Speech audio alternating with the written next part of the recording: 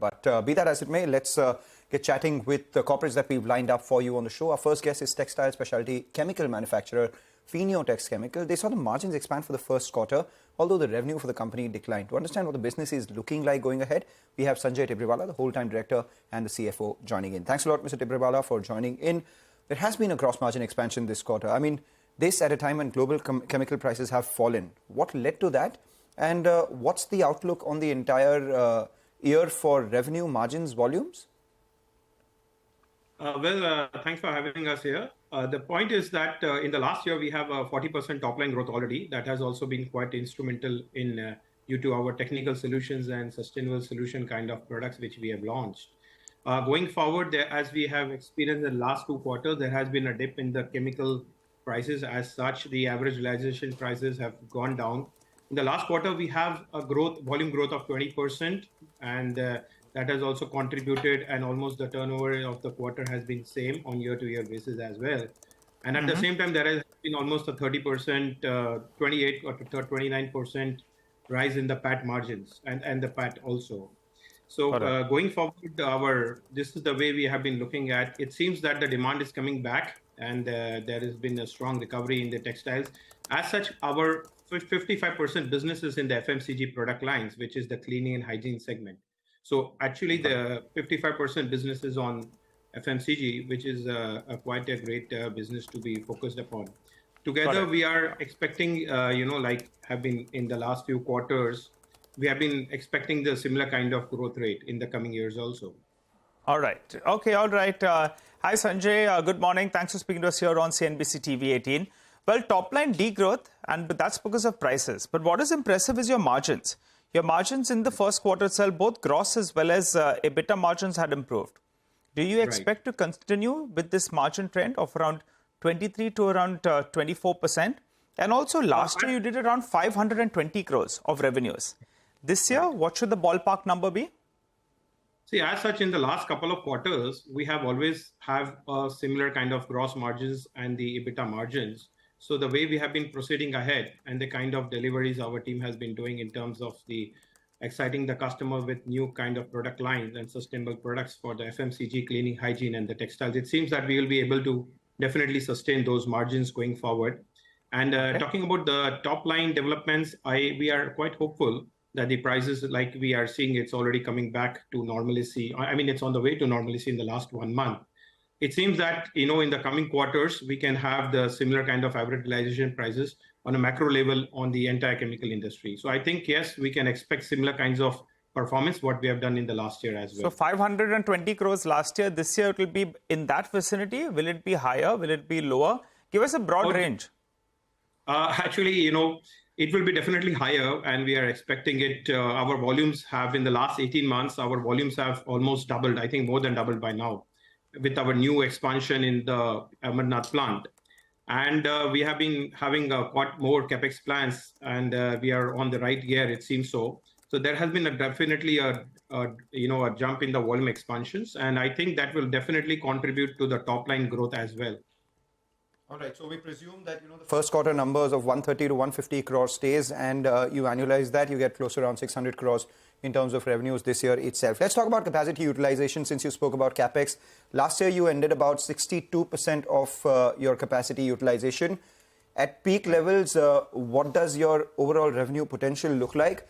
And by the end of this year, what should your capacity be ramped up to? As such, in the last year, our expansion has happened from almost, let's say, from 60,000 tons to 104,000 tons. So definitely, if you calculate on those bases, you will be talking about 62%, but actually it is about almost like 70% in the Q4 last year also, because that was the time when the entire capacity was in place. Going forward, we are hopeful that we will be having a utilization of at least 75% as we proceed ahead. And that will also definitely lead to, in the same sectors for the FMCG businesses and textile specialty. That will be leading to the top margins also, as well as to the top lines. We expect to have similar kind of growth in the top line as we have done in the last year as well. I just want to understand this now. Last year, you grew very, very well. There was a big jump out there. This year, as you're saying, prices are a little bit subdued. So Mangalam had derived that number, 130 to 150 crores, multiplied by 4. will you be closer to around 600 crores, given that you're saying that capacity utilization level as well will improve from here? And the 75% you're talking about is on the entire 100,000 tons, right, of capacity? Absolutely, absolutely. Yeah, so taking those numbers in place, we are definitely sure we should be around or maybe crossing that numbers, which you mentioned about. This is also, we would like to mention, our company is more of a solution-driven company, and the most important things for us is the EBITDA margins and also, if you can see our kind of the expansions which we have done and cash utilizations. We are focused on EBITDA margins, EBITDA growths. It's more about solution providing to our customers. So this is a sustainable business model we have. So EBITDA margin target is between 23 to 25%, right? That has been going on as usual in the last few quarters, and we expect that same trend to continue. Great. You said 55% of your revenue comes in from the FMCG space. How much comes in from the textile space, and how is that vertical looking going forward?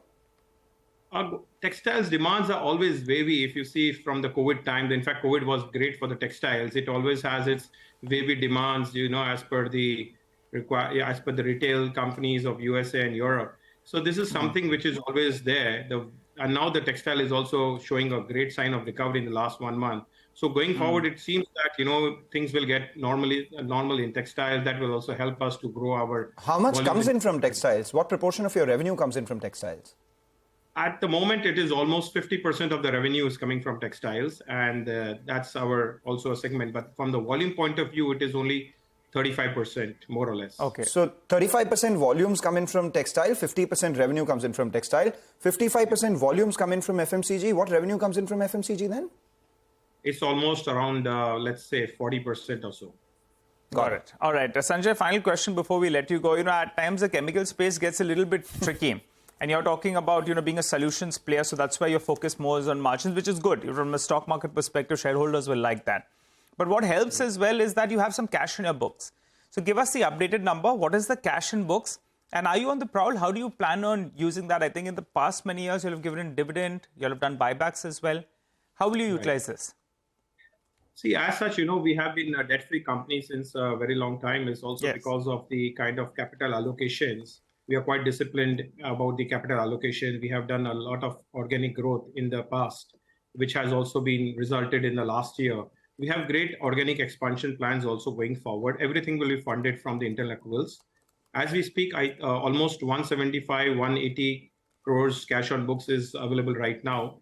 And this also, we are looking for, more opportunities. And there are a lot of joint venture opportunities coming in for Make in India kind of proposals from many countries globally who are planning to set up their facilities in India. So we are tying up with them. We are discussing on those things. And as we have more and more opportunities going forward, we'll be utilizing it for similar kind of ROC and ROE kind of returns in future. Got it. I think that's in excess of around 30%. Well, thanks so much, Sanjay, for stopping by and giving us all those details. Nearly 600 crores of revenues, margins of around 23 to 25%, and sitting on cash of around 180 crores.